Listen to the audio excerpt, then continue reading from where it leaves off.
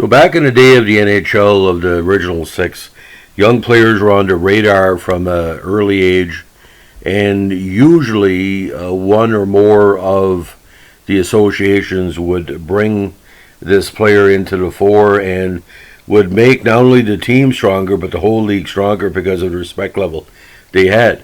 Now today, one of those we're going to be talking about has been a fan favorite in the Boston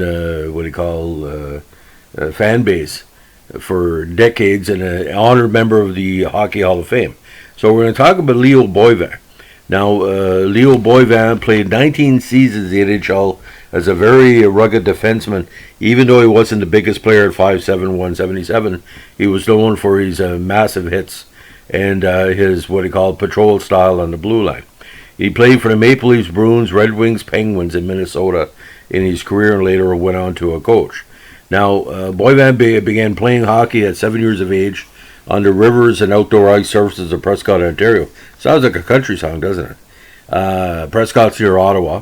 Now, he began his junior career with the Inkerman Rockets, where he was spotted by a scout for the Bruins, who inked him to a contract. That led to a move to the Port Arthur Bruins for 2 more seasons. Now, at the end of his junior career, his rights were traded by Boston to the Leafs. In '52, he started playing for the Pittsburgh Hornets, which was the Leafs' farm team in the AHL. Now, because Bill Barilko had just passed away during a plane crash, he needed someone to take Barilko's place, and he felt that Boivin's physical style could help fill that void. Now, Boivin only got into 2 games in the '52 season, but joined the Leafs as a regular the following year. Early in '55, Boivin was traded back to the Bruins in exchange for Joe Clucky, which is not a good trade for Toronto. Now, back in Boston, Boivin enjoyed the best years as a feared member of the Bruins blue line and helped lead them to 2 Stanley Cup finals in the late '50s, both against Montreal, and he became kind of a darling of the Quebec press because a francophone last name on a Boston team was going to get a few write-ups. Now, Boivin started with other defensive stalwarts, including Alan Stanley, Fern Flaman, Doug Bowles, and Bob Armstrong. He remained the anchor of the Bruins defensive corps during the difficult reconstruction period of the early 1960s, and eventually became captain of the Bruins in '63. Now, in '66, Boivin was traded to the Red Wings in a 5-player deal. After he was approached by Boston to help the team by asking to be traded, and I guess Sid Abel, he said in public report, Sid Abel wanted him. He said, "Sure, I'll go to Detroit," and there was quite a feeling to go in there because he had guys like Gordie Howe and Alex Delvecchio, and that I hit hard through the years. But he welcomed me with open arms, and I really enjoyed playing there, and the results paid off almost right away. That spring, he would help the Red Wings to the Stanley Cup final, where they lost to his old nemesis, the Montreal Canadiens. Now, after 1 season with Detroit, his career was winding down at age 35, but was given a chance to extend his career in expansion. Now, Boivin found a new home when he was selected by Pittsburgh in the '67 expansion draft. And he said after 16 years in a 6-team league, expansion added on to my career. At the time, there were a lot of players playing the AHL that were great players who just didn't get a chance. And he spent a season and a half with Penguins before moving on for a final time when he was traded to Minnesota, another expansion club. After the North Stars were defeated in the quarterfinals of the '70 playoffs, Boivin retired. Now, Imlach, who was the head coach and GM of the first-year Buffalo Sabres, tried to convince Boivin into playing 1 more year, but he decided not to, and but also decided to remain involved in the game at the NHL level.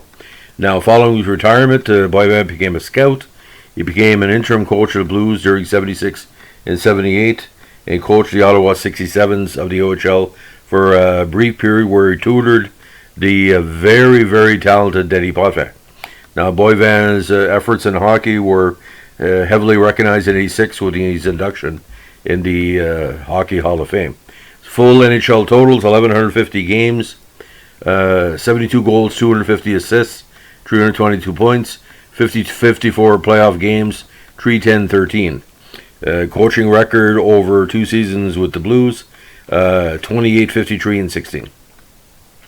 But he did get the Blues to the preliminary round in '76. So that's the story about Leo Boivin. But basically, ladies and gentlemen, back in the day when somebody would get a big hit on the ice, you would call it a Boivin bump or the Boivin style, because he would put out crushing checks. There's a lot of books have been written, but the fact they don't talk much about Boivin, other than the fact that he if he hit you the right way, you could be out there for the rest of the season. Nothing personal, as we like to say in the sport. Now, being captain of the Bruins was an interesting link, because the next captain of the Bruins was Johnny Busick, which is another level of Boston Bruins success, because as soon as Busick became captain, there were more focus.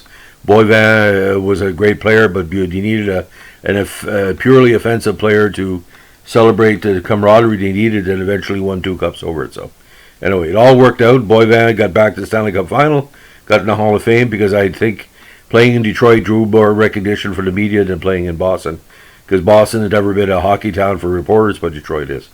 Have a good day. Bye.